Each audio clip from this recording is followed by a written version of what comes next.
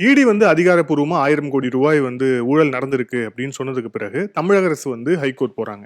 So தமிழக அரசு high court போய் அதுக்கப்புறம் வந்து அதுல வந்து ஜட்ஜ்மெண்ட் வருது. ஈடி வந்து அவங்க விசாரணையை தொடரலாம் அப்படின்ட்டு. அந்த ஒரு டைம் கேப் இருக்குல்ல. ஸோ அந்த டைம் கேப்ல வந்து இவங்களுக்கான அந்த ஒரு ஸ்பேஸ் வந்து கிடைச்சிருக்கும்ல. ஸோ அது லேக் ஆகாதா இந்த கேஸ்? நான் உங்களுக்கு பல தடவை சொல்லியிருக்கேன்.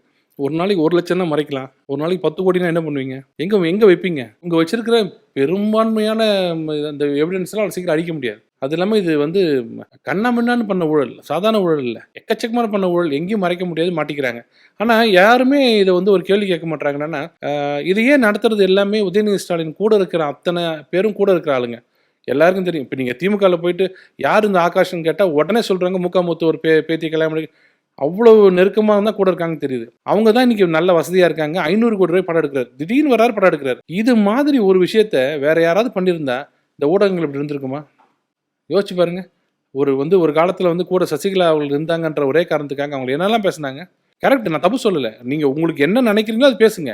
ஆனா அங்க நல்லா பேசிட்டு இங்கே சைலண்ட் மோட்ல போயிட்டீங்க. இன்னி வரைக்கும் யாருமே உதயநிதி ஸ்டாலினுக்கும் அந்த ஆகாஷுக்கும் என்ன தொடர்பு, ரத்தீஷுக்கு என்ன தொடர்பு, அவர் ஏன் வந்து இவருக்கு வந்து விசாகனுக்கு ஏன் அவர் ஏன் இது போடுறாரு, ஆர்டர் போடுறாரு, அவர் யார் ஆர்டர் போடுறதுக்குன்னு யாரை கேட்டோமா?